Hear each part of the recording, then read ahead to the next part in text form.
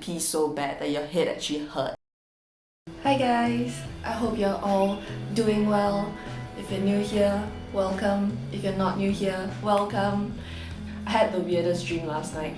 It was one of those weird dreams where you were still, I was still together with an ex, and I found out they were cheating on me even though this ex didn't cheat on me. In the dream, he did. I went that I hunted down the girl that he cheated on me with in my dream, yeah. Ended up kidnapping her, tying her to a chair. She had like each of her legs tied to each of the chair's legs. I started using bunches of rosemary that was tied up and tying up like bunches of rosemary around her calves and just like rubbing the branches and just like tying them against her shins. Like, it was just weird. But I woke up sad. Kind of started me thinking about that past relationship, and even though I'm kind of healed from it, I'm at least over like the major shock of it and it's been a while, I was still kind of sad. I thought to myself, okay, why not we just take a bit of time and go on a walk? So I took a hike and it was freezing, but I ended up thinking through a lot of stuff in my head, which was really, really nice. So I thought, why not make a sit-down video and talk you guys through it? I ended up getting some really, really nice shots from the hike. Also, it did start snowing in between and I had to put my camera away, but it was so beautiful. You will see some footage of the hike itself as we go along the video. I did end up thinking about what sort of helped me heal the most, and I think this can be applied to not just relationships and heartbreak, but also people coming and going in our lives. I find that I personally struggle a lot when friends come and go. A very small handful still stick around through all the good times and the bad. But I do find it quite painful when people that have been around for a couple of years just end up leaving quite naturally and drifting away. And it is a very normal part of human relationships, especially if we go through different phases of life. A lot of times our high school friends will be the same as the friends that we have in adulthood, but it still kind of sucks. Here are a couple of things and a couple of perspectives that really, really helped me and hopefully can help you. First thing that helped make a difference in me moving forward is actually being aware of how much I consume versus how much I create. This is usually like that for most people. In today's day and age, on social media, on YouTube, everyone's very used to just checking off their daily internet boxes. Like the moment you get that, you're checking Facebook, you're checking Instagram, you're checking Twitter. You go through your daily morning internet rounds, and it can get quite easy to get stuck in that loop.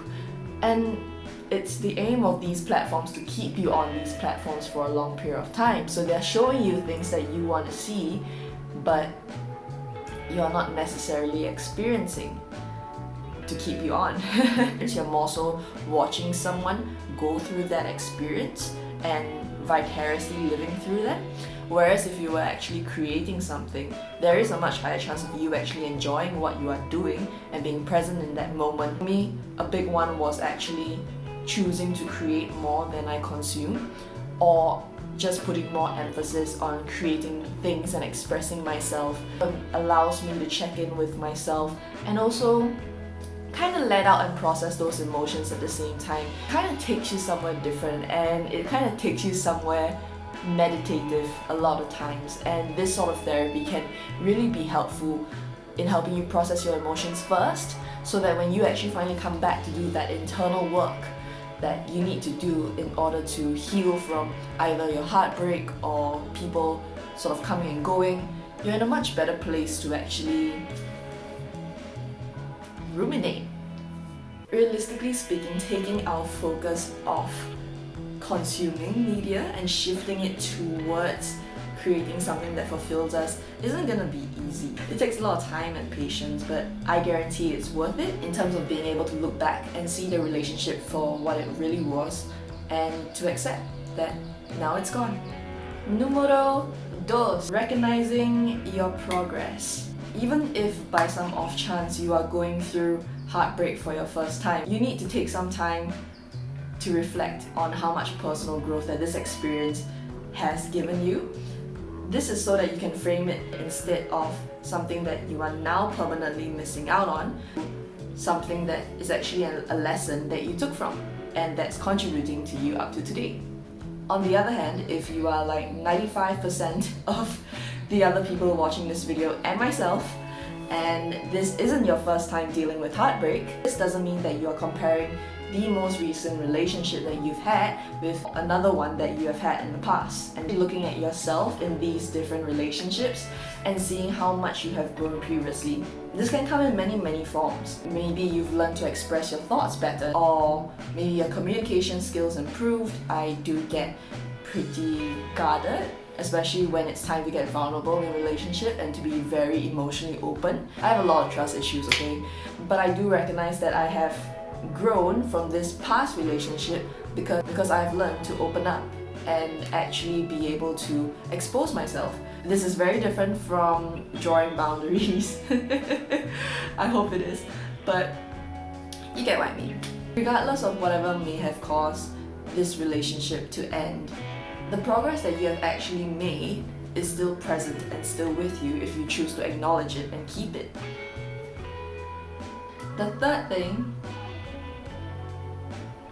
was actually just being really conservative. I'm a big believer in setting personal boundaries and sticking to them, because ideally you would want people around you who actually respect your time. From something as emotional as a breakup or someone leaving your life can take a lot of time and patience. Life will go on around you. The world isn't just gonna stop because you want to curl into a ball and lie in bed and cry and eat ice cream and watch Netflix all day. Other commitments will still demand your time, so things like work, that's pretty mandatory if you have a job, or uni or school if you're studying. Family and friends would probably be a lot more understanding of you going through a tough time, but you'd also have to understand that family and friends aren't to be neglected at this time, and if anything, it will be time to sort of lean on them a little bit more and give back towards these people that have been very supportive. Going through this period of change can also be a really good opportunity to re-evaluate your social circles, so that when you choose to interact and share your time with people, you are actually being fair to both them and yourself and being present. It gets really easy to integrate yourself in a lot of different communities, but not all these communities may serve us the best. Yes, we may serve these people, and yes, we may gain things from serving these people, but ultimately, we also need to ensure that interacting in these spaces is actually good for our mental health and good for our souls. Perhaps you will need to do some reflection on whether that community is the best fit for this time in your life. It all depends. Communities can be great to surround yourself with, but at the same time, being selective and being conservative with your time and energy was what really changed things for me. Because if you imagine what you have to give as a bowl, and you have all these different things demanding your attention, so everyone's like scooping from this punch bowl, right? Everyone's just like woo and just having as much as they can. You're gonna run out of punch, man. But if you only sit to 3 different people, only you 3 can have access to the punch. The punch is gonna last so much longer. You're gonna be able to go through so much more time through refills. And in a world where we are struggling to find time to actually refill our punch bowl, this is key. Punch bowl. More often than not, I see a lot of people feeling so much better after recognizing the fact that they do not need a massive amount of friends in order to feel good, or a massive community around them. Yes, it can be nice to have people check in on you every now and then. You may or may not agree with me on this. I find the most comfort in knowing that I at least have 1 or 2 people that always have my back. Those 1 or 2 people give me a sense of peace and a sense of comfort that is really hard to find. These are the people that you really need to lean on and give back to and really nurture these relationships. Those are the 3 things that helped me process my breakup. I don't know how this became more than a breakup video, but this helped me process people leaving my life and a lot of change. The paradigm shift that I really had that helped me process breakups was also that I would never find, I would actually sit myself down and say, you know what, Candace, we'll never find something like this again. Every relationship you have is going to be different just because by virtue of the two people in the relationship, or three if you're into that, even if say you get back with an ex-partner, it would be somewhere down the timeline. You would be different people 2 years later if you got back together versus people that you were 2 years ago when you were together for the first time. By virtue of that, we will never have the exact same relationship. So detaching yourself from that past, from that very recent, painful, traumatic past, and understanding that that is something that will remain as it is. And that's really, really important to look back on. Not everyone has the privilege of enjoying a relationship, of being able to have the time, have the energy to get to know someone else and to have a nurturing experience.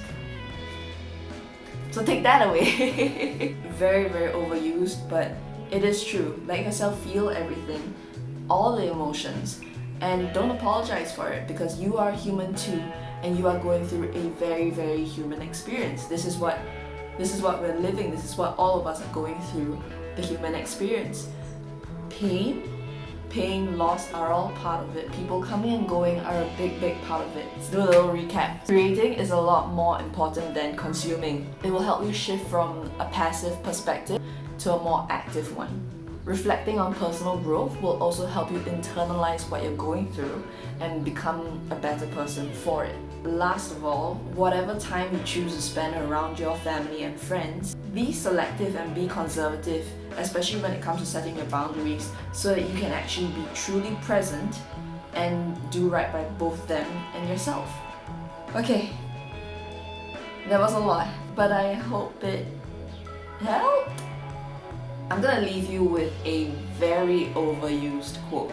Breakups don't happen to you, but for you. And it's true. I guess that's why it's so overused.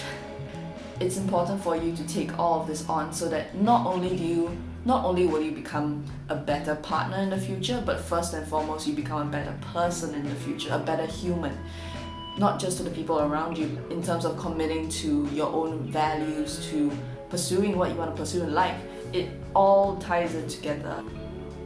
I hope you enjoyed the hiking footage. I hope it turned out fine. That hike felt so nice. It was just great to put a podcast on and just walk and freeze my hands off on top of a mountain and be transported to another time and another place.